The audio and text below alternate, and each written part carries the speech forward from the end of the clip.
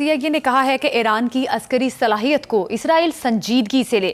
ایسا لگتا ہے کہ اسرائیل اور ایران براہ راست جنگ نہیں چاہتے، لیکن جنگ کا خطرہ بھی ایک طرح سے ابھی موجود ہے. بخاری صاحب، یہ جو آج CIA کی اسٹیٹمنٹ ہے، اس کو آپ کس طرح سے دیکھتے ہیں؟ دیکھیے، ولیم برنز جو ہیں یہ CIA کے ڈائریکٹر ہیں اور کافی سیزنڈ ویٹرن لیڈر ہیں. بالکل. مطلب میں کہوں گا کہ امریکہ کے جو اہلکار ہیں سرکاری محکموں کے، ان میں ہی از اے سین وائس. ہاں جی. وہ یہ کہہ رہے ہیں کہ ایک تو امریکہ اور اسرائیل کو یہ غلطی نہیں کرنی چاہیے کہ انہیں یہ پتہ نہ ہو کہ ایران کی کیپیسٹی کیا ہے ریئیکٹ کرنے کی، اور وہ حملہ کروا دے اسرائیل سے. وہ مطلب دوسرے لفظوں میں کہہ رہے ہیں ہوش کے ناخن لیں، پہلے یہ گیج کر لیں صحیح سے کہ صورتحال ہے کیا. دوسری بات وہ یہ کہہ رہے ہیں کہ ایسا لگتا ہے کہ ایران اور اسرائیل براہ راست جنگ نہیں چاہتے، لیکن وہ کہہ رہے ہیں کہ اسرائیل سے کسی بھی غلطی کی توقع رکھنی چاہیے. اور وہ کہتے ہیں کہ اگر یہ ہوا تو پھر صورتحال ہاتھ سے نکل جائے گی. یہ میرے خیال سے it's a sane warning and sane advice also. ٹھیک ہے جی.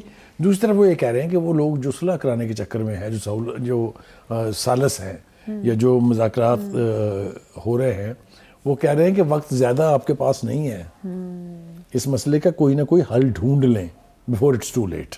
ٹھیک ہے جی. اچھا جی. دوسری طرف ہم دیکھ رہے ہیں کہ جناب اسرائیل جو ہے وہ اپنی حرکات سے، اپنے جنگی جنون سے باز نہیں آ رہا ہے، اور اس نے پھر جنوبی لبنان میں زمینی آپریشن جو ہے وہ شروع کیا ہے. لیکن اب یہ وہ جس کو کہنا چاہیے نا کہ آسان کھیر نہیں ہے جس کو وہ کھا لیں گے. Gaza was different. ریزسٹنس وہاں بھی وہ کمال کی ہوئی ہے 1 سال تک کہ وہ ایک قیدی رہا نہیں کرا سکا. یہ ہم پہلے بھی کہہ چکے ہیں. لیکن لبنان میں مجھے اچھی طرح سے یاد ہے، آخری تقریر میں بھی انہوں نے ذکر کیا تھا حسن نصر اللہ نے، کہ the greatest mistake that Israel can make is to invade Lebanon through ground forces. کیونکہ ان کے پاس ریزسٹنس کے طریقہ کار، ریزسٹنس کے لیے ٹرینڈ لوگ، وار ہارڈن لوگوں کی کوئی کمی نہیں ہے. یہ پتہ ہے اسرائیل کو بھی پتہ ہے، امریکہ کو بھی پتہ ہے. تو آپ نے دیکھا کہ جو ہی انہوں نے وہ یعنی ٹریس پاس کیا ہے، بارڈر اندر داخل ہوئے ہیں، تو ریئیکٹ کیا ہے لبنان نے بھی، یمن نے بھی، اور اس سے پہلے جو ہے وہ عراق کے گروپس جو ہیں وہ بھی کر چکے ہیں. اور as close as the intelligence head office جو ہے تل ابیب کا، اس کے پاس گرے ہیں راکٹس اور بالکل حزب اللہ نے دس از اگین اے وارننگ. میں نے کہا نا کہ یہ کوئی آسان کھیر نہیں ہے. تو جس طرح کے سائرن بجتے اور جس طرح کی چیخیں سنائی دیتی ہیں نا اسرائیلیوں کی، وہ بھی سننے سے تعلق رکھتی ہیں. تو ایک طرف تو یہ ہے. دوسری طرف یہ کہ ایرانی وزیر خارجہ صاحب جو ہیں، انہوں نے کہا ہے کہ دیکھیں بھائی اسرائیل صاحب، ہمارے آپ صبر کا مطلب ہے امتحان نہ لیں. If you make a mistake, we will also teach you a lesson. یہ جو لاسٹ اٹیک کیا ہے ایران نے اپنے وہ اسماعیل ہانیہ کی شہادت کا بدلہ لینے کے لیے، بالکل یہ تو ثابت ہو گیا ہے کہ اسرائیل از ورنریبل. وہ جو آئرن ڈوم کا کانسیپٹ تھا اس کو تو اڑا کے رکھ دیا انہوں نے. ٹھیک ہے. لہذا وہ بار بار ان کو وارن کر رہے ہیں کہ اگر آپ ہماری طرف آئیں گے تو پھر آپ اپنی خیر منائیں. بخاری صاحب، ابھی سوال یہ پیدا ہوتا ہے، جس طرح سے اسماعیل ہنیہ کی شہادت کے بعد ایران نے کچھ وقت لیا اور اس کے بعد اٹیک کیا. ایون اسرائیل ایکسپیکٹ نہیں کر رہا تھا کہ ایران وار کرے گا. اب کہیں نہ کہیں اسرائیل بھی الرٹ ہے کہ بڑا جواب مل سکتا ہے، جس کی وجہ سے اسرائیل پہ بھی خاموش بیٹھا ہے.